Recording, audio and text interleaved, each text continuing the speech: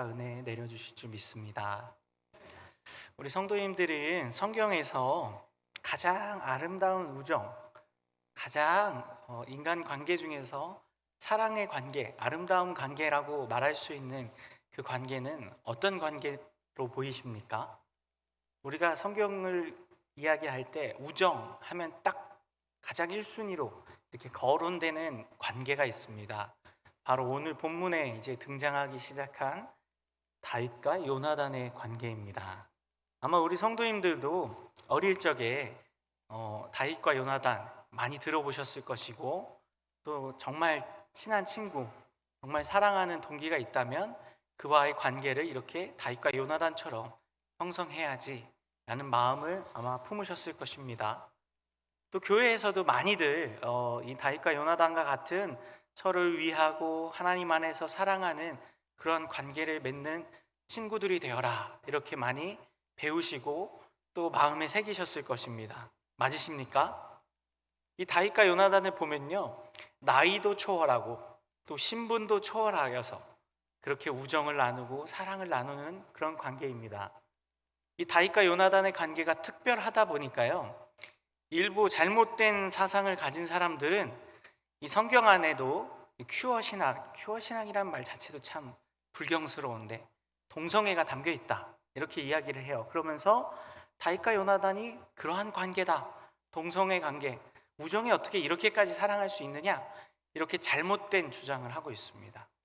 우리가 그렇게 잘못되게 보는 것도 문제가 있습니다.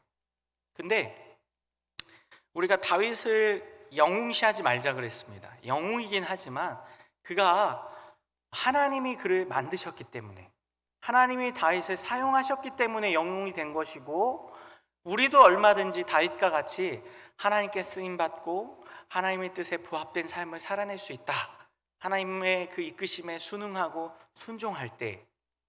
그래서 우리도 다윗이 영웅이지만 영웅화하지 않고 있는 그대로의 모습을 봐야 하고, 또 더 중요한 것은 그 다윗을 만드시는 하나님의 만들어 가심, 하나님의 조성하심을 봐야 한다라고 했습니다.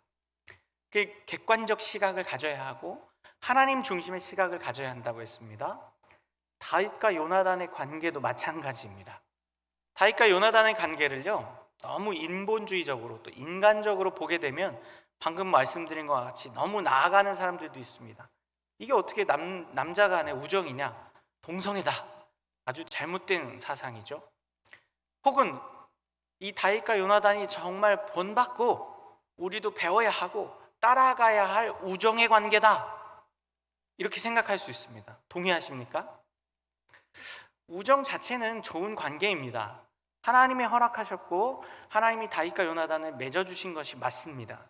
근데 그렇다고 해서 이 둘의 관계를 너무 확대해서 생각해서도 안 됩니다.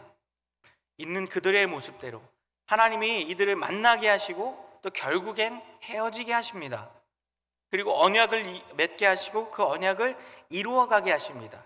이 모든 과정들이요, 사실은 하나님의 계획 안에, 하나님의 뜻 안에 있었음을 우리가 깨달아 알아야 합니다.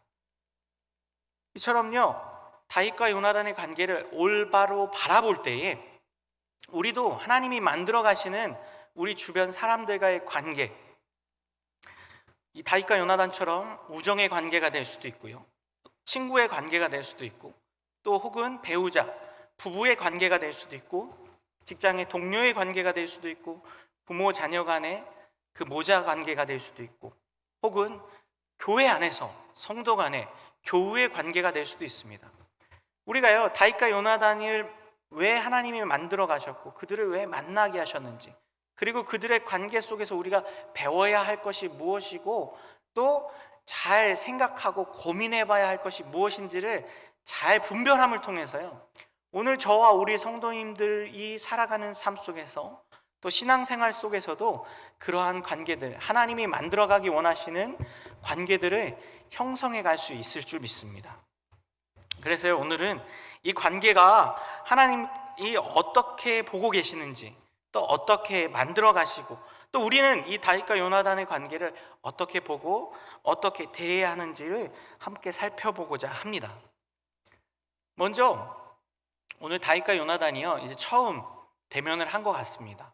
사실 다윗과 요나단이 그 전에도 만났을 수 있습니다. 근데 중요한 것은 오늘 성경에서 다윗과 요나단의 관계가 이제 형성이 되게 하십니다. 뭐 다윗이 사울을 왕궁에 들어가서 사울을 보좌하는 역할을 하였기 때문에 오며 가며 요나단을 보았을 수도 있고 그런 관계를 맺었을 수도 있지만, 중요한 것은 오늘의 관계는 아주 특별한 관계로 발전하게 됩니다. 우리가 아는 것처럼 지난주에 보았던 것처럼 다윗이 블레셋과의 전쟁에서 골리앗을 이제 물리치고 이제 사울 왕에게 서게 됩니다. 그리고 사울 왕이 그를 이제 신하로 삼고 그를 이제 높이기 시작합니다. 그러면서 이 다윗이 요나단을 만나게 되는데요, 오늘 본문 1절을 보면요, 다윗이 사울에게 말하기를 마침에 요나단의 마음이 다윗의 마음과 하나가 되어, 이렇게 이야기합니다. 요나단이 이제 다윗을 보고 그를 마음에 품기 시작합니다. 그러면서 어떤 마음을 품냐? 여기서부터가 이제 하나님의 이끄심이에요. 사실은 요나단이 그를 자기 생명같이 사랑하니라. 아니, 전쟁에서 영웅이 된 다윗을 좋아하고 우대하고 존중할 수는 있습니다. 근데 어떻게 왕의 아들이, 오늘날로 따지면 말하자면 왕자잖아요. 왕자가 일개 시골 목동에 불과하고 아버지의 신하에 불과하고 아버지의 시종에 불과한 다윗을 사랑하게 되었을까요? 그리고 이 관계가요 거기서 그치지 않습니다. 요나단이 다윗을 마음에 품고 사랑하는데 그 사랑이 어디에까지 미치게 되느냐? 우리가 계속해서 보면요 3절입니다. 우리 함께 3절과 4절을 읽어보겠습니다. 시작. 요나단은 다윗을 자기 생명같이 사랑하여 입었던 겉옷을 벗어 다윗에게 주었고 자기의 군복과 칼과 활과 띠도 그리하였더라. 네, 요나단이요 다윗을 보고 마음에 사랑하는 마음, 그를 품는 마음이 생기는데 거기서 그치지 않고 그와 언약을 맺습니다. 구체적인 언약의 내용은 오늘 본문에서는 나오지 않습니다. 근데 요나단이 그에게 하는 행동을 보면 어느 정도의 마음 상태였는지를 알 수 있습니다. 무슨 말이냐? 요나단이 다윗에게 무엇을 줍니까? 자기가 입고 있던 겉옷을 주고 군복과 칼과 활을 그리고 띠를 줍니다. 그러니까 군인으로서 또 왕자로서 자신이 갖추고 있고 자신의 권위를 상징하는 옷과 칼과 또 갑옷을 다 줍니다. 이게 오늘날 우리에게는 잘 이해가 되지 않지만요, 고대 근동사회에서 이러한 형태의 모습은 어떤 때 나타나면요, 전쟁에서 승리한 장군이 전쟁에서 패배한 장군에게 가져가는 것이 바로 오늘 요나단이 다윗에게 주는 것과 같습니다. 겉옷과 그가 입었던 투구와 갑옷과 칼과 무기들, 이런 것들을 승리한 자가 패배한 자에게서 갈취합니다. 반대로 패배한 자는 승리한 자에게 자신의 것들을 바칩니다. 이것은 상징적인 의미가 있기 때문인데요, 뭐냐? 자신의 권리, 권한, 그런 권세를 그 상대방에게, 자신의 겉옷과 군복과 칼을 가져가는 자에게 이양한다, 넘긴다는 것입니다. 그래서 전쟁에서 패배한 자가 승리한 자에게 주는 것이지요. 근데 지금 누가 다윗에게 이걸 줬다고요? 요나단이에요. 요나단은 누군데요? 사울의 아들이에요. 아니, 지금 요나단이 다윗을 사랑하고 이 청년 정말 대단하다, 어린 소년에 불과한데 저 거대한 골리앗을 물리쳤구나, 지켜 세워주고 인정해 줄 수 있습니다. 근데 자기 것을 줍니다. 갑옷을 줍니다. 여기서 또 재밌는 것은 뭐냐면요, 우리가 19장 17장에서 보았을 때 사울이 다윗에게 자신의 투구와 갑옷을 줍니다. 근데 그때는 어떻습니까? 다윗이 받지 못합니다. 받지 않습니다. 왜요? 맞지가 않았기 때문에요. 여기서 또 상징적인 의미들이 담겨 있는데요, 이 사울이 하나님을 거역하고 패역한 왕이었습니다. 그 패역한 왕의 투구와 권위를 받지는 않았지만 요나단의 권위는 어떻습니까? 권세는 어떻습니까? 받아들인다는 의미도 상징적으로 담겨 있습니다. 어쨌거나 중요한 것은요, 요나단이 지금 다윗에게 투구와 이런 자기의 겉옷과 칼을 줘서는 안 됩니다. 근데 줘요. 왜요? 사랑하기 때문에. 그럼 이 사랑은 무슨 사랑입니까? 단순한 사랑이 아니라는 것을 우리가 눈치챌 수 있습니다. 단순히 인간적으로 그냥 마음에 들어서 줄 수 있다? 간이고 팥이고 심장이고 뭐 다 떼줄 수 있다? 부모도 이렇게 하긴 어려워요. 쉽지만은 않습니다. 근데 지금 둘의 관계는 어때요? 사실상 주인과 신하의 관계, 왕자와 신하의 관계예요. 이런 관계 속에서 주었다는 것은요, 하나님이 그들의 마음속에서 역사하셨다는 것이고, 요나단이 다윗을 그만큼 마음에 품었다는 것을 의미합니다. 이게요, 오늘 18장의 본문에서는 그렇게 나오는데 좀 더 나아가면요, 요나단이 어느 정도로 다윗을 사랑했는지가 또 나오는데, 사무엘상 20장 16절과 17절 한번 펴보겠습니다. 우리 성경 본문 한번 찾아보실까요? 사무엘상 20장 16절과 17절입니다. 우리 함께 읽겠습니다. 시작. 이에 요나단이 다윗의 집과 언약하기를 여호와께서 다윗의 대적들을 치실지어다 하니라. 다윗에 대한 요나단의 사랑이 그를 다시 맹세하게 하였으니 이는 자기 생명을 사랑한 같이 그를 사랑함이더라. 요나단이 이번엔 뭘 합니까? 아버지에게서 쫓겨서 도망간 다윗을 찾아가서 그와 맹세와 언약을 맺는데, 그 언약의 내용이 뭐예요? 16절에 여호와께서는 다윗의 대적들을 치실지어다 하니라. 이게 지금 누구를 의미하는 건지 아십니까? 자기 아버지 사울을 의미해요. 왜요? 다윗이 지금 누구를 피해서 도망갔다고요? 사울왕을 피해서 도망갔어요. 사울이 이제 다윗을 죽이려고 본격적으로 신하들에게 이야기하고 추격하고 군사를 보내서 다윗을 죽이려고 하는 그런 상황 속에서 요나단이 몰래 가서 만난 거거든요. 그럼 지금 이 상황에서 다윗의 대적은 누구예요? 사울이에요. 사울. 지금 누구를 저주하고 있는 거예요? 자기 아버지를 저주하고 있는 거예요, 요나단이. 아니, 앞에서도 이상한 행동을 했는데 뒤에선 더 이상한 행동을 해요. 자기 아버지는 저주하고, 한마디로 뭐예요? 아버지는 버리고 누구를 택한 겁니까? 다윗을 선택한 거예요. 이런 사랑이 어떻게 가능할까요? 하나님이 이들의 관계 속에 같이 계시기 때문입니다. 함께 하시기 때문입니다.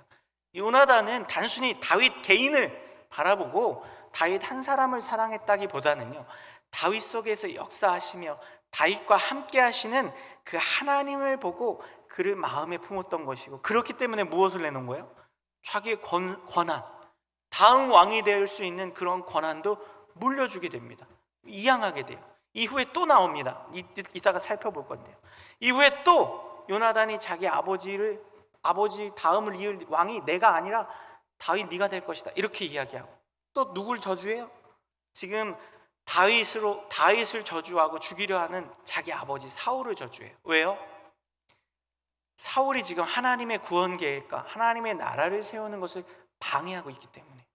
그 다윗과 요나단의 관계 속에, 그리고 다윗 배후에는 하나님이 계신데 그 하나님의 계심을 알지 못하고 그 하나님을 거역하는 사울이기 때문에, 아무리 인간적인 자신의 육신의 아버지라 할지라도 그의 잘못됨을 지적하고 있는 것입니다. 이처럼요, 다윗이 정말 그를 이해하고 사랑하는 자, 또 그를 인간적으로만 보는 것이 아니라 하나님의 시각에서 다윗을 통해서 이루어 가시는 하나님의 왕국을 바라보는 그런 마음 안에서 다윗을 바라보는 요나단을 만나게 하셨다는 것입니다. 이 모든 만남 속에는 누가 계십니까? 하나님이 함께 하신다는 것입니다. 우리 성도님들은 이런 요나단과 같은, 또 혹은 다윗과 같은 사람, 혹은 친구, 혹은 배우자, 혹은 그 누군가가 있으십니까? 나의 모든 것을 다 주기까지, 나의 생명까지, 내 부모를 버려서라도 내가 가지고 있는 권세나 권한이나 위치까지도 다 버릴 수 있을 정도의 누군가가 있으십니까? 아마 인생을 지금까지 살아오셨으면 친구도, 배우자도, 심지어 배우자까지도 그러기 어렵다는 것을 깨달으셨을 것입니다. 아직 못 깨달으신 분들도 계실 수 있을 것입니다. 근데 중요한 것은요, 사람은 우리가 그렇게 의지하고 사랑할 대상이 못 된다는 것을 깨달아 알아야 합니다. 무엇을 통해서요? 사실 다윗과 요나단의 관계가 이렇게 돈독하고 긴밀하고 정말 사랑하는 것처럼 보이는 관계이지만요, 그 관계 안에서도 무엇이 있을까요? 한계가 있습니다. 그 한계가 무엇일까요? 요나단이 이렇게 자기의 간이고 쓸개고 다 빼주고 권세고 또 집안의 아버지이고 배반할 정도로, 버릴 정도로 다윗을 사랑하지만 결국엔 어떻게 되는 줄 아십니까? 자기 아버지에게로 돌아갑니다. 자기의 자리로 돌아가고 자기의 집으로 돌아갑니다. 다윗과 함께 하지 못해요. 끝까지. 오늘 사무엘상 20장 42절을 보면요, 이렇게 이야기합니다. 요나단이 다윗에게 이르되 평안히 가라. 우리 두 사람이 여호와의 이름으로 맹세하여 이르기를 여호와께서 영원히 나와 너 사이에 계시고 내 자손과 내 자손 사이에 계시리라 하였느니라 하니 다윗은 일어나 떠나고 요나단은 성읍으로 들어가니라. 뭐라고 합니까? 역시나 또 맹세를 하고, 지금 설명드린 것처럼 다윗과 요나단 관계 속에 누가 계시다는 것을 다시 한번 고백합니까? 여호와 하나님이 계시다는 것을 고백해요. 근데 그 관계가 어떻게 된대요? 너와 나 지금 현 시대, 현 세대에만 머무는 것이 아니라 누구에게까지요? 우리의 자녀 손들까지도 이러한 우리와의 관계 속에 하나님이 계심을 유지하게 될 것이다. 하나님이 우리 그 집안을 함께 엮어주실 것이다. 이렇게 이야기합니다. 엄청난 고백이죠. 근데 결론은 뭐예요? 각자 자기 갈 길 갑니다. 다윗은 다윗대로 도망을 가고 요나단은 어떻게 합니까? 성읍으로 돌아가요. 성읍엔 누가 있나요? 아버지가 있어요. 아버지가 거하는 성읍으로 돌아갔다는 뜻입니다. 그렇게 사랑을 하는데, 그렇게 우정을 맹세하는데, 맹세를 몇 번 하는지 몰라요. 지금 막 다윗과 요나단이 계속해서 맹세를 합니다. 서로를 아끼고 위해주고 우리 안에는 하나님이 계시다. 그걸 몇 번을 확인하는지 몰라요. 근데 결론은 뭐예요? 각자 갈 길 가요. 끝나지 않습니다. 23장에서도 똑같아요. 23장 17절과 18절을 보면요, 곧 요나단이 그에게 이르기를 두려워하지 말라. 내 아버지 사울의 손에 내가 미치지 못할 것이요 너는 이스라엘 왕이 되고 나는 내 다음이 될 것을 내 아버지 사울도 안다 하니라. 뭐라고 합니까? 내가 우리 아버지 사울 다음에 왕이 되는 게 아니라 우리 아버지 사울 왕 다음에 왕이 될 사람은 누구래요? 다윗 너래요. 왕위까지도 양보하는 거예요. 그리고 그 다음이 누가 되겠대요? 내가 될 거야. 무슨 말이에요? 다음 왕도 다윗 너가 될지 우리 아버지도 알아. 이 말은 뭐예요? 나도 안다는 뜻이죠. 그리고 나서 17절을 볼까요? 18절을 볼까요? 두 사람이 여호와 앞에서 언약하고 다윗은 숲풀에 머물고 요나단은 자기 집으로 돌아가니라. 다윗이 계속 사울을 도망다니고 있는 상황이거든요. 두고 가요. 그냥 이 맹세만 하고 또 결론은 뭐예요? 각자 갈 길을 갑니다. 이게 무엇입니까? 요나단과 다윗의 한계입니다. 인간적인 관계의 한계성을 보여주는 것이, 우리가 말씀드렸죠. 다윗과 요나단의 관계를 객관적으로 봐야 된다. 이 객관적으로 본다는 것은 하나님의 시각으로 봐야 된다는 뜻이에요. 그럼 하나님은 왜 이 둘을 만나게 하셨을까요? 이 둘의 관계를 통해서 하나님의 나라가 어떻게 이루어지고 하나님이 나라를 돕는 자들이 어떻게 돕게 되는지를 보게 하십니다. 요나단과 같이 다윗에게는 대적이 되는 사울의 아들이라 할지라도 그 안에서 하나님의 나라가 세워짐을 깨닫고 하나님이 그 모든 역사를 주관하신다는 것을 깨닫는 사람은 그 다윗을 인정하고 지지할 수밖에 없고 사랑할 수밖에 없다라는 것을 보여주시기 위한 첫 번째 의도가 있습니다. 두 번째 의도는 무엇일까요? 보여지는 것 그대로입니다. 그럼에도 불구하고 사람과의 사랑 관계에는 한계성이 있다는 것입니다. 무엇입니까? 요나단이 다윗을 아무리 사랑해도 다윗을 구원해 줄 수가 없어요. 요나단이 다윗에게 모든 것을 이양하고 그를 정말 지켜 세워주고 그를 위로하고 그와 언약을 맺어줘도 사울의 죽임의 위협으로부터 그를 도와줄 수 있는 방도가 없어요. 그러니까 어떻게 해요? 자꾸 돌아가죠. 아버지에게로 돌아가. 그나마 돌아가서 뭐 하려고요? 아버지의 상태를 살피고 아버지를 진정시키는 역할을 그나마 하는 것이 누굽니까? 요나단이에요.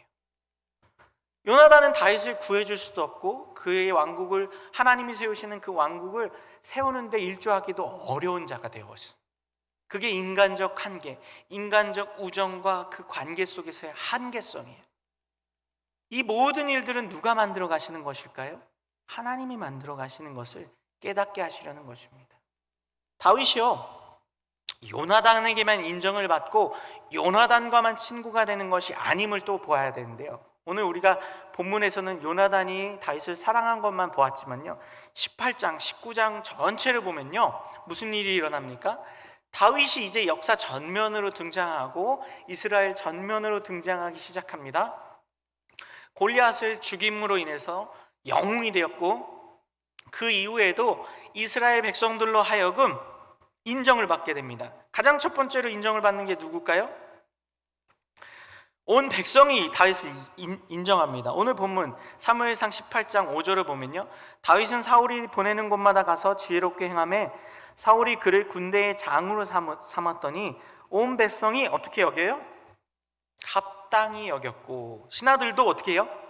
합당히 여겼대요. 다윗이 군대의 장이 되는 거, 그가 군대를 통솔하는 것이 합당히 여겨진다는 것이 뭐예요?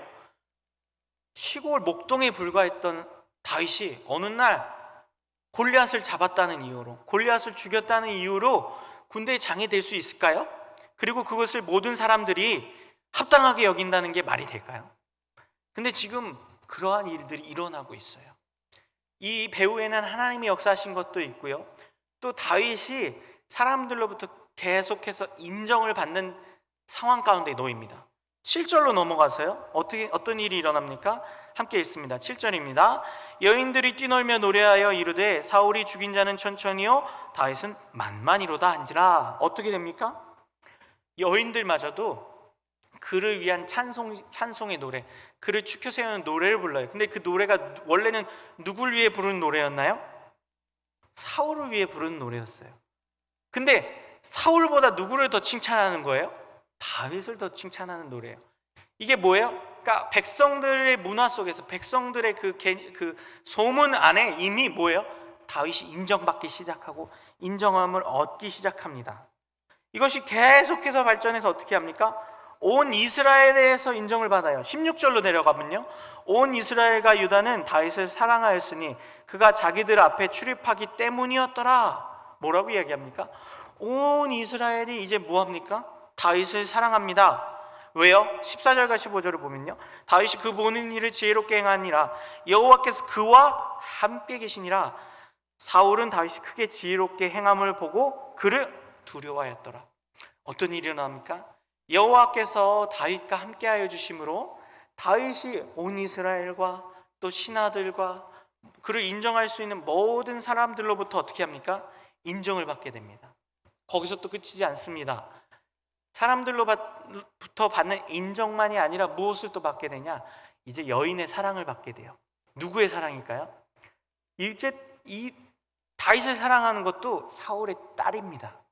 우리가 잘 아는 것처럼 다윗의 아내가 되는 미갈이 다윗을 사랑하게 돼요. 사울이요, 다윗이 자꾸 이렇게 승승장구하니까 이제 위협을 느끼고 두려워하게 됩니다. 오늘 방금 읽었던 본문에서도 나오죠. 사울이 두려워하게 됩니다. 그래서 계략을 꾸며요. 이 다윗을 내 사위 삼는 척하면서 블레셋의 그 군사들에게 보내서 블레셋을 치게 한 다음에 거기서 전쟁터에서 죽게 해야겠다, 이런 마음을 품어요. 그러면서 거는 것이 무엇입니까? 내 딸과 결혼하기 위해서는 블레셋 장정들의, 군사들의 표피 100개를 가져와라. 이 포피는 뭡니까? 남성의 성기에 있는 포피예요. 즉 무슨 말이에요? 100명을 죽여야지만 얻을 수 있는 게 포피입니다. 귀나 코는 죽이지 않아도 어떻게든 가져올 수도 있는데요, 포피는 그럴 수가 없어요. 지금 무슨 말이에요? 완전히 블레셋 100명의 전사들을 죽여갖고 갖고 와야 돼요. 근데 그러려고 하는 이유가 뭐예요? 미갈이 다윗을 사랑해서예요. 20절을 보면요, 사울의 딸 미갈이 다윗을 사랑하며 어떤 사람이 사울에게 알린지라 사울이 그 일을 좋게 여겨. 미갈이 다윗을 사랑하는 걸 사울이 왜 좋게 여겼다고요? 다윗을 죽일 수 있는 찬스가 생긴 거잖아요. 미갈과 결혼시키는 핑계를 가지고 블레셋에게 보내서 그가 포피 100개를 갖고 오게 함으로 인해서 다윗이 블레셋 군대에게, 그 병사들에게 죽임을 당하게 하려고 그런 계략을 꾸민 거였어요. 근데 이 모든 과정에서 뭐가 전제되는 거예요? 미갈이 다윗을 사랑하는 거예요. 그 다윗도 뭐예요? 미갈을 사랑하기 때문에. 원래는 사울이 첫째 딸인 메랍을 결혼시키려고 그랬는데 결혼시키지 않아요. 그러다가 미갈이 다윗을 사랑한다는 걸 알고 그 미갈을 이용해서 다윗을 함정에 빠뜨리고 올무에 빠뜨리려고 합니다. 그래서 21절에 이렇게 이야기합니다. 스스로 이르되 내가 딸을 그에게 주어서 그에게 올무가 되게 하고 블레셋 사람들의 손으로 그를 치게 하리라 하고, 이에 사울이 다윗에게 이르되 내가 오늘 다시 내 사위가 되리라 하니라. 이 모든 과정 속에는 미갈의 사랑을 받게 하는 그런 과정이 있고요. 그 과정이 또한 뭐가 될 수도 있었어요? 올무가 될 수 있었어요. 근데 다윗은 어떻게 합니까? 그 올무가 될 수도 있었던 일조차도 해내게 됩니다. 블레셋 장정에 그 포피를 200개나 가지고 와요. 그래서 어떻게 됩니까? 결혼을 승낙받고 결혼을 하게 됩니다. 미갈이요, 또 여기서 그치는 게 아니라요, 미갈도 요나단과 비슷해요. 아버지 사울이 다윗을 죽이려는 것을 미갈이 알게 되자 이 미갈이 어떻게 합니까? 이미 결혼하여서 남편이 되었어요. 그 다윗을 피신시켜요. 그리고는 어떻게 합니까? 시간을 끌어줘요. 19장 12절을 보면요, 미갈이 다윗을 창에서 달아내림에 그가 피하여 도망하니라. 미갈이 사울이 군사를 보내서 자기 남편 다윗을 죽이려는 것을 알고 창문에 달아내려서 끈을 연결해서 달아내려서 도망시킨 다음에 다윗이 침상에서 자고 있는 척 꾸며놉니다. 그리고 사울의 병사들이 왔을 때 다윗이 아파서 못 간다. 그러니까 사울이 어떻게 해요? 침상채 들고 와, 이렇게 해요. 그래서 침상채 들고 가는 그만큼의 무엇을 벌어줘요? 시간을 벌어줘요. 미갈이 뭐 한 거예요? 아버지보다 이제 누구예요? 다윗을 더 사랑하는 거예요. 진정한 사랑 같아 보이시죠? 야, 그래, 미갈이 아버지도 버리고. 저는 이 모습을 보면서 무슨 생각이 들었냐면, 자식 키워서 소용없다. 아들도 딸도 다 누굴 배반해요? 아버지를 배반해요. 저도 그래서 우리 두 아들을 그렇게 열심히 키우지 않으려고 합니다. 되는 대로 키우려고 그래요. 하나님 키워주신 대로. 우리 성도님들도 자녀에게 목숨 걸지 마세요. 중요한 건 뭐예요? 이렇게 진정한 사랑처럼 보이는 미갈도 어떻게 됩니까? 결국에는 다윗을 업신여겨요. 다윗을 버립니다. 버렸다기보다는 다윗과 마음이 떨어지게 돼요. 이렇게 다윗이 도망간 다음에 사울이 미갈을 다른 사람에게 시집을 보내버려요. 근데 시집을 보냈지만 다윗이 어떻게 합니까? 다시 되찾아와요. 사울이 죽고 그 사울의 병사들과 사울의 그 남아있는 신하들과 전투를 벌이다가 이제 다윗이 승기를 잡게 되고 다윗을 이제 왕으로 추대하려고 하게 됩니다. 그러한 과정 속에서 가장 먼저 요구하는 게 뭐냐면, 그 미갈을 다시 내 아내로 데려오라.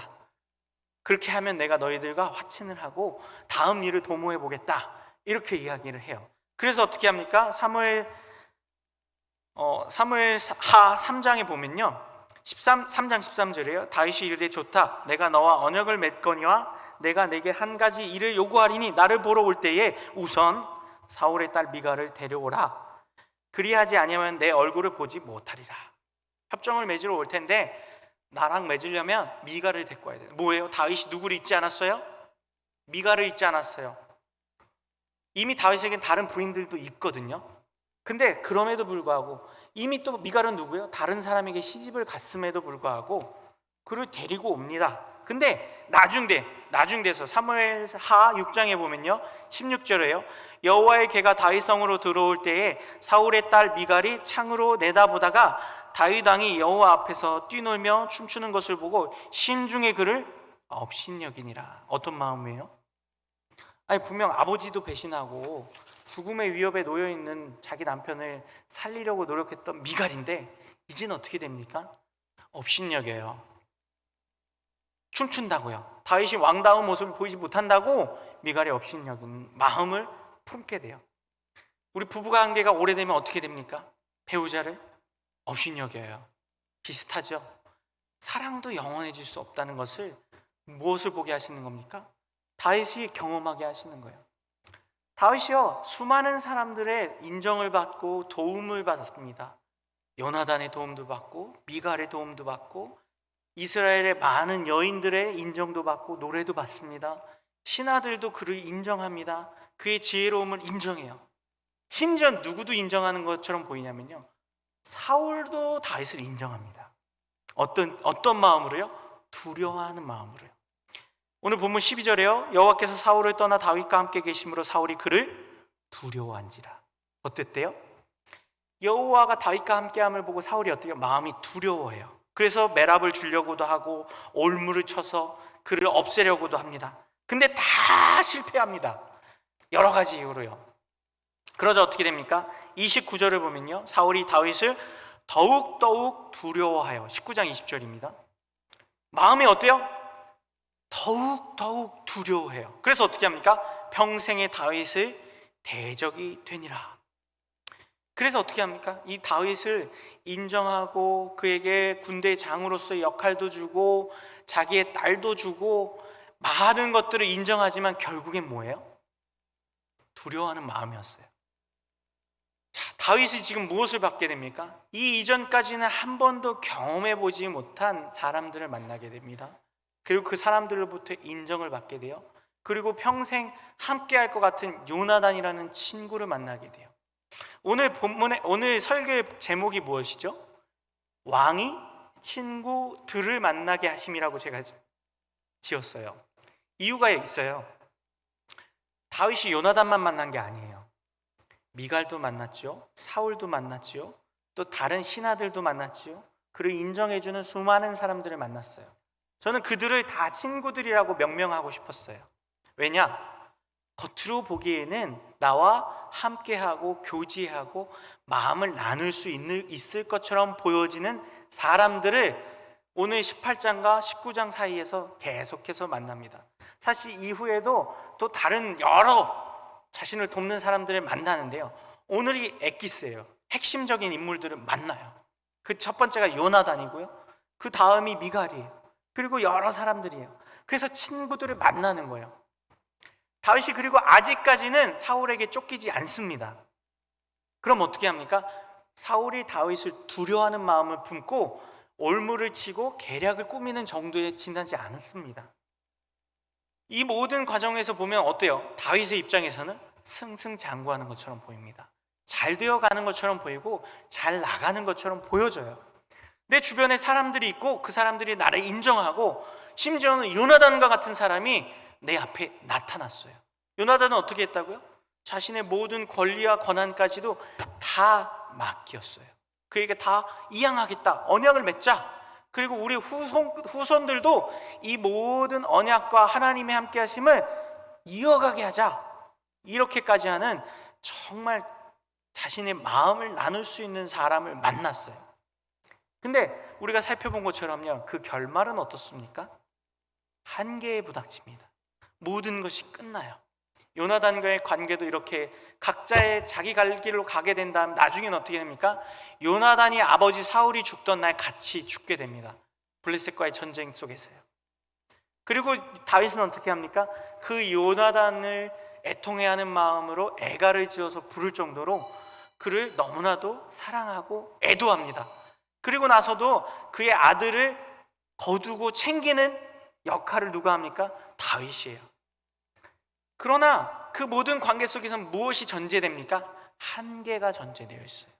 사랑에도 무엇이 전제되어 있었어요? 한계가 있었어요. 미갈이 그렇게 사랑하였는데, 그래서 아버지도 내팽개치고 남편 도망가게 도왔는데, 그리고 그를 위해서 시간도 끌었지만 시간이 좀 지나고 환경이 바뀌고 상황이 바뀌니까 어떻습니까? 결국 마음이 떠나고 다른 남자와 결혼을 해요. 물론 아버지가 억지로 시켰을 수도 있어요. 그러나 중요한 것은 어때요? 나중에는 업신여기는 마음까지 먹게 돼요. 단순히 다윗이 춤추는 게 부끄러워서였을까요? 마음의 중심에 이미 다윗과 떠남이 있었고 떨어짐이 있었기 때문일 것이. 이처럼요, 우리가 맺고 만나는 인간과 인간, 사람과의 사랑 관계는 일면으로 보면 너무나도 큰 위로가 되고 도움이 되고 힘이 될 수도 있습니다. 다윗과 요나단의 관계처럼요. 좋을 때는 그들의 관계에 시험이 없고 어려움이 없고 아픔이 없고 고난이 없을 때는 어떻습니까? 좋은 관계처럼 보여지지만 결국 그 끝자락에 가서는 어떻게 될까요? 그 한계를 드러내요. 요나단이 나쁜 놈일까요? 좋은 놈일까요? 겉으로 보기에는 다윗을 위해서 자신의 모든 걸 준 것처럼 보이는데 결국엔 각자 자기 갓길로 갔으니까 좋은 사람이 아니야. 아니요, 저는 그렇게 보고 싶지 않습니다. 그냥 있는 모습 그대로예요. 그게 우리 사람의 한계인 것이에요. 하나님이 오늘 요나단과의 만남을 통해서 궁극적으로 깨닫게 하시려는 것은 거기에 있습니다. 사람이 도움을 줄 때도 있고 위로를 줄 때도 있고 사랑을 줄 때도 있어요. 근데 거기까지예요. 궁극적으로 우리를 도우시고 구원하시고 위로를 주시는 분은 누구라는 것을 깨닫게 하십니까? 하나님이시라는 것을 깨닫게 하시려는 하나님의 크신 뜻이 있는 만남들이라는 것을 기억해야 합니다. 전 그래서 오늘 이 말씀을 보면서요, 다윗과 요나단의 관계, 또 다윗과 미갈의 관계, 다윗과 사울의 관계들을 곰곰이 생각해 봤어요. 내 인생 속에서 하나님이 이러한 관계들을 언제 맺게 하셨지? 그리고 그 맺음들을 통해서 어떠한 것들을 경험하게 하셨지를 곰곰이 살펴보니까 참 많더라고요. 먼저 다윗과 요나단과 같이 정말 함께 협력하고 힘을 내면서 함께 하나님의 일을 도모할 수 있을 것 같았던 사람들이 있습니다. 특별히 저는 목회자다 보니까요, 같은 신학을 하고 목회를 하는 분들, 특별히 또 부교육자 사역을 같이 했던 분들 중에서 이런 분들이 있었는데, 제 모교회 출신 그 목사님 중에서요, 제 멘토가 있었어요. 5살 많은 형님이신데 제 멘토였고 저를 합신으로 이끈 분도 그분이에요. 제 모교회가 원래는 모란에 있는 성결교단 교회거든요. 우리 성도님들 이렇게 수요 예배 운행할 때 제가 몇 번 말씀드렸는데, 모란에 있는 신흥교회라고 제 모교회예요. 근데 성결교단이에요. 근데 거기에 제 멘토였던 5살 많은 형님이 계신데, 이분이 액츠를 나오고 합신에 들어갔어요. 그래서 이분이 정말 강력하게 저를 합신으로 이끌었어요. 저는 그리고 그분이 멘토니까 그분 말을 듣고 갔어요. 제가 합신 갈 때 저희 교회 그 성결교단 담임 목사님이 저를 불러놓고 1시간 동안 마음을 돌이키시려고 했는데 돌아가지 않았습니다. 담임 목사님의 말보다 그 멘토 형의 말을 더 들었던 거예요. 그리고 제가 또 부교육자 사역을 하면서 그 형님이 있는 교회를 따라다녔어요. 제가 부교육자 사역을 그 형님이 있는 교회에 가서 그 형님 나오고 제가 또 후임으로 들어가고, 또 한 번은 그 형님이 계신 교회에 같이 사역을 하고, 이 정도로 믿고 따르고 협력하던 그런 관계였어요. 근데 교회에 어려움이 생기게 됐어요. 같이 사역하던 교회에서. 제가 그 예전에 있었던 교회 중에 어려움을 겪었던 교회 있다고 그랬잖아요. 그 교회에서 같이 사역하는데 2년 차가 되었는데 정말 많이 성도님들이 떠나고 상처가 많이 늘어나게 되자, 이 형님도 그때는 이제 강도사님 부목사님이 1년 차인데, 이 부목사님도 마음의 상처를 받고 어느 날 갑자기 교회를 안 나오셨어요. 그냥 떠나버리신 거예요. 저에겐 어땠을까요? 너무 충격이었어요. 물론 이해를 해요. 많은 상처를 받고 많은 어려움을 겪었어요, 그 목사님이요. 근데 저를 이끌어주던 분이 갑자기 본인의 상태가 너무 안 좋으니까 교회도 끊고 제 연락도 끊어버리는 거예요. 그러면서 본인이 살아야 되니까, 본인이 너무 힘들고 상처를 받고 사역조차 하기 힘든 그런 절망의 상태로 빠져든 상태였거든요. 그래서 연락도 끊고 그렇게 한동안 우리가 흔히 얘기하죠, 잠수를 탔어요. 근데 그 일을 겪을 때에는 너무 마음이 아팠어요. 그리고 배신감마저 들었어요. 마치 다윗과 요나단처럼요. 요나단이 그렇게 다윗에게 모든 걸 다 빼주고 할 것처럼 여기더니 결국에는 각자 자기 갈 길로 갔네. 근데 제가 그 기억을 생각하면서 똑같은 마음이 드는 거예요. 아니, 그렇게 나를 이끌어주고 합신으로 이끌고 또 내가 어떻게 사역해야 되는지에 대해서 맨날 매일같이 이렇게 조언을 해주던 분이 어느 날 갑자기 본인이 너무 힘드니까 자기 갈 길로 가버린 거예요. 그때는 미운 마음이 들었어요, 인간적으로. 근데 지금 생각해 보니까 하나님 깨닫게 하시는 거예요. 똑같은 원리를. 뭐예요? 인간의 한계를. 도움이 될 때도 있습니다. 함께 협력이 될 때도 있고, 하나님의 나라와 교회를 세워가는데 함께 힘을 합칠 수도 있어요. 근데 궁극적으로는, 그리고 정말 교회를 세우고 하나님의 나라를 세우는 일은 누구의 힘으로 하는 겁니까? 하나님의 힘으로 하는 거예요. 함께 협력하는 사람이 아니라요. 함께 나를 이끌어주던 멘토니까 그 멘토 보고 가야지, 제가 그 마음이 있었던 거예요. 근데 하나님이 깨닫게 하시는 거예요. 아니, 내가 봐야 할 대상은 멘토가 아니야, 친구가 아니야, 요나단이 아니야, 내 마음을 맡길 수 있을 것 같은 그 우정의 대상이 아니야. 그럼 누굽니까? 하나님이야. 내가 하나님을 보고 나아가야 돼요. 다만 그 과정 속에서 돕는 사람을 붙여줄 수도 있고 친구와 함께 갈 수도 있어요. 그러나 그 한계는 여전히 있습니다. 사람의 한계는 여전히 있어요. 인간의 한계는 여전히 있습니다. 그걸 깨닫지 못하고 사람에게 많은 마음을 주고 이 사람과 함께라면 지구 끝까지도 갈 수 있을 거야 라는 마음을 품지만요, 그 마음은 어떻게 됩니까? 결국엔 실족하게 되어요. 그게 진리입니다. 우리는 우리의 소망을 누구에게 두어야 합니까? 하나님께 두어야 합니다. 하나님이 요나단과의 만남 속에서, 그리고 요나단과의 어쩔 수 없는 각자 도생의 길을 가게 하심을 통해서도 이러한 하나님의 원리를 깨닫게 하시는 거예요. 이게 우정만이 아니에요. 사랑도 똑같다니까요. 미갈이 나오잖아요. 미갈이 별로 안 나오지만 미갈을 통해서 다윗이 무엇을 깨달았을까요?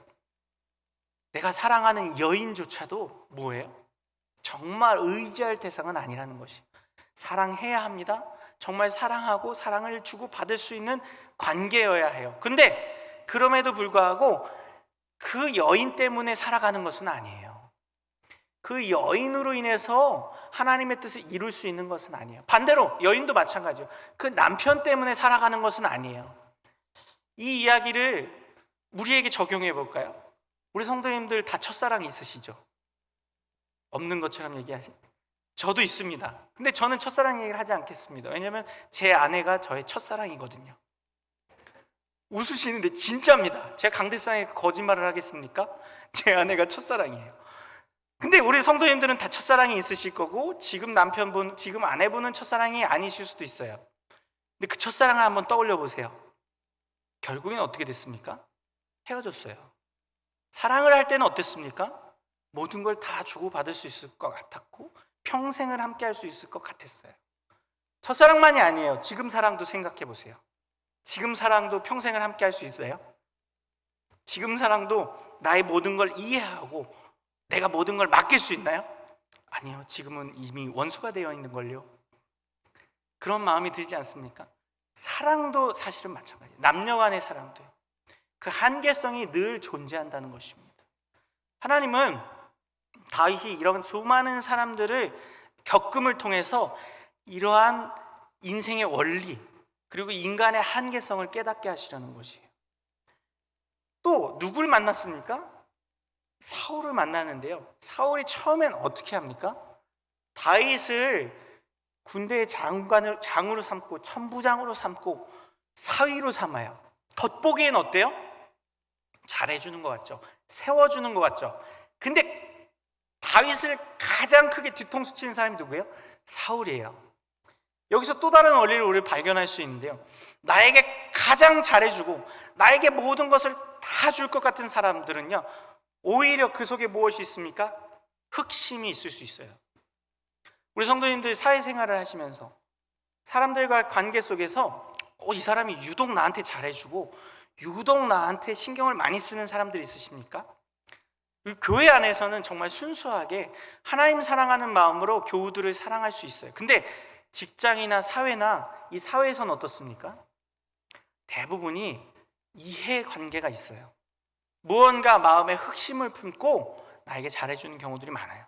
제가 아는 집사님 한 분이 겪은 일인데요, 사기를 당했어요. 결론은 중요한 건 뭐냐면요, 이 집사님이 모텔 사업을 하세요. 근데 이 모텔 사업을 하는 게 마음에 별로 편치 않으셨던 거예요. 좀 더 건전하고 하나님 앞에서 좀 더 내가 좀 더 이렇게 드러낼 수 있고 스스로의 마음속에 찔림이 없는 그런 일을 하고 싶으셨던 거예요. 모텔 사업이 그렇게 나쁜 것만은 아니지만요. 근데 스스로는 그렇게 생각하셨던 거예요. 그래서 기도하시는 가운데 코로나 시기였거든요. 근데 어떤 친구가 접근을 해와서 마스크 공장을 하자고 한 거예요. 근데 코로나 시기이다 보니까 마스크가 어때요? 잘 되었어요. 그래서 이분이 안 그래도 마음에 내가 모텔업을 하는 게 마음에 좋지 않았는데 이참에 이 모텔업을 정리하고 마스크 사업 뭐예요? 사람들의 건강을 지키는 일이잖아요. 그러니까 마음에도 찔림이 없고 오히려 하고 싶은 마음이 들었던 거예요. 그리고 또 그 시기가 코로나 시기였으니까. 그래서 그 친구와 동업을 시작했습니다. 근데 이게 코로나 2년 차거든요. 근데 이미 코로나 2년 차에는 마스크 사업이 그 포화 상태가 이르는 거예요. 그래서 이 접근했던 친구는 사실 자기 공장을 누군가에게 넘기고 빨리 손을 털고 빠져나오려고 했던 거예요. 한마디로 사기를 친 거죠. 근데 이분이 이 집사님이 그 사업을 넘겨받으면서 처음에는 하나님의 일을 하고, 그래서 마스크도 막 그 어려움이 있는 분들, 장애인 분들에게 막 몇만 개씩 이렇게 기증을 하시고, 또 마스크 받지 못하는 저소득층 분들에게 막 기증을 하시고 막 이렇게 하셨어요. 근데 그분에게 넘긴 그분은 어떻게 했을까요? 손을 털고 나갔어요. 그러고 나니까 어떻게 됩니까? 빚만 남은 거예요.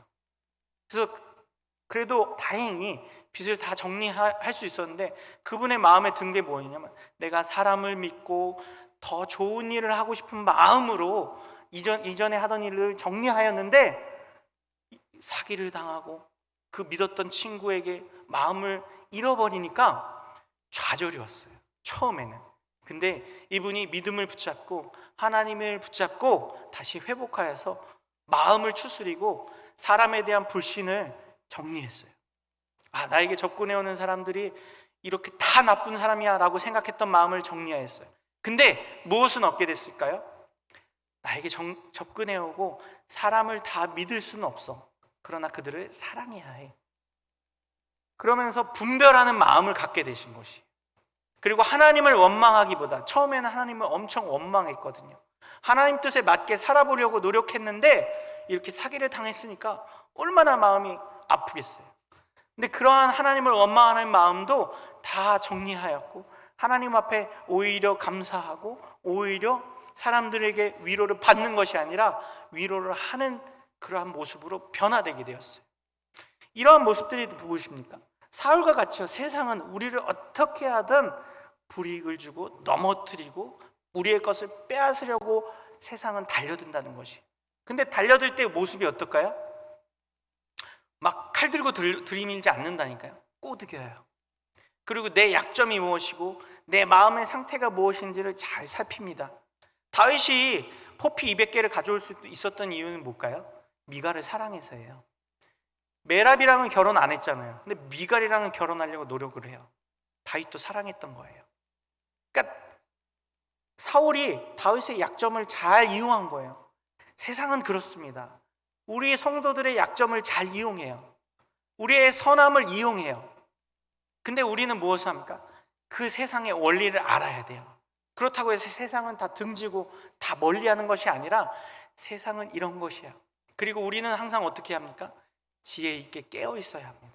세상의 원리를 알고 사람들의 원리를 알고 사람이 한계를 알고 그 속에서 우리가 취해야 될 믿음의 자세, 마음을 굳건하게 해야 합니다. 다윗이요, 이 모든 일을 겪으면서 시편을 썼습니다. 시편 59편이 바로 다윗이 오늘 본문과 19장의 본문에서 이제 사울에게 쫓겨서 도망가는 가운데서 지은 시편이에요. 59편을 보면 그 표제어도 나와 있어요. 표제어가 다윗의 믹담시, 인도자를 따라 알다셋에 맞춘 노래, 이러면서 사울이 사람을 보내어 다윗을 죽이려고 그 집을 지킨 때에, 이게 뭐냐, 미갈이 이제 창목으로 달아내려서 도망치게 했던 그 정황이에요. 이 모든 정황, 요나단도 만나고 사울로부터 군대 장관으로 천부장으로 세움받고 미갈과도 결혼하고 온 이스라엘에게도 인정을 받은 그 상태, 가장 다윗의 정점이라고 말할 수 있는 높이 있는 상태에서 결국 뭘 당했어요? 사울에게 뒤통수를 맞아요. 배신을 당해요. 죽임을 당하는 위협을 겪게 됩니다. 그때 어떤 마음이 들어요? 아까 말씀드렸던 그 집사님처럼 세상을 원망하고 하나님을 원망하고 믿었던 요나단의 배신과 모른 척하는 것에 대한 그 미움, 이게 아니라 누구를 의지합니까? 하나님을 의지해요. 1절부터 나와요. 나의 하나님이여 나의 원수에게서 나를 건지시고 일어나 치려는 자에게서 나를 높이 드소서. 누구에게 자기의 구원을 호소합니까? 여호와 하나님에게 호소해요. 9절에요. 하나님은 나의 요새시니 그의 힘으로 말미암아 내가 주를 바라리이다. 누가 자신의 요새래요? 요나단 아니래요. 미갈 아니래요. 자기가 가지고 있었던 골리앗을 죽일 수 있었던 전투력 아니래요. 누가 나의 요새래요? 하나님 여호와 하나님이 나의 요새시래요. 그러면서 16절에요. 나는 주의 힘을 노래하며 아침에 주의 인자하심을 높이 부르오리니 주는 나의 요새시며 나의 환난 날의 피난처이심이나 나의 힘이시여 내가 주께 찬송하려오니 하나님은 나의 요새시며 나를 긍휼히 여기시는 하나님이시니이다. 뭐라고 이야기합니까? 진정한 신앙의 고백. 하나님만이 나의 힘이시고 하나님만이 나의 구원이십니다 라는 고백을 하고 있다는 것이에요. 사람들을 의지하지 않습니다. 그렇게 친한, 그렇게 모든 것을 다 해줄 것 같았던 요나단을 찾지 않아요. 미갈이 나를 달아 내려보내서 도망갔는데 미갈에 대한 그 사랑을 노래하지 않아요. 누구에 대한 사랑과 누구에 대한 의지를 이야기합니까? 하나님에 대한, 여호와 하나님에 대한 의지함을 이야기하는 것이. 오늘 저와 우리 성도님들이 하나님이 요나단을 만나게 하신 이 사건을 통해서 깨닫기 원하시는 것은, 배워야 할 것은요, 바로 이러한 하나님을 의존하는 마음, 하나님을 의지하는 신앙일 줄 믿습니다. 하나님은요, 이러한 사람을 의지하는 것을 기피하라고 하세요. 피하라고 하세요. 그리고 어떻게 합니까? 하나님을 의지하라고 하세요. 이게요, 성경을 관통해서 예수님의 가르침 속에서도 동일하게 발견돼요. 누가복음 18장 29절에요. 이르되 내가 진실로 너희에게 이르노니 하나님의 나라를 위하여 집이나 아내나 형제나 부모나 자녀를 버린 자는 현세의 여러 배를 받고 내세의 영생을 받지 못할 자가 없느니라 하시니라. 이 말씀이 무슨 말씀일까요? 우리가 사람을 의지하고 부모를 의지하고 아내, 자녀, 남편, 형제, 사람을 의지하는 것이 아니라, 사람을 위해서 살아가는 인생이 아니라 누구를 위해서 살아가는 인생, 하나님과 하나님의 나라를 위해서 살아가는 인생이라는 것을 깨닫게 하십니다. 그랬을 때 어떻게 돼요? 내세만이 아니라 어때요? 지금을 사는 현세에도 하나님께서 우리에게 그 은혜를 주시고 도움을 주시고 함께하여 주신다는 것을 깨닫게 하시는 것입니다. 말씀을 마무리합니다. 오늘 우리 성도님들, 사람 때문에 혹시 상처받으신 적 있으십니까? 특별히 가까이 있는 사람이 나에게 더 상처를 주기도 합니다. 또 그렇게 나를 도와줄 것 같았던 그 사람이 아무 힘도 쓰지 못하고 무력함을 발견할 때 인생의 허무를 느낄 수도 있습니다. 근데요, 이 허무와 무력감과 사람에 대한 한계와 질림을 느끼게 하는 것은요, 그 일들을 통해서 누굴 보게 하시는 것입니까? 하나님을 보게 하시는 그 하나님의 크신 뜻과 계획이 있음을 깨닫는 저와 우리 성도님들 되기를 소망합니다. 우리 시간에 함께 찬양을 통하여서 하나님 앞에 고백하기 원합니다. 사람을 보며 세상을 볼 때 아무런 만족함을 얻을 수 없습니다. 마치 나에게 힘이 될 것 같은 그 사람도, 심지어는 배우자마저도, 심지어는 자녀들마저도 큰 힘이 될 수 없습니다. 그러나 여호와 하나님이 저와 우리 성도님들의 삶에 진정한 힘이 되며 반석이 되며 요새가 되심을 믿고 고백하며 그렇게 주님 의지하며 살아가는 우리가 되게 하여 달라고 우리 함께 찬양하겠습니다.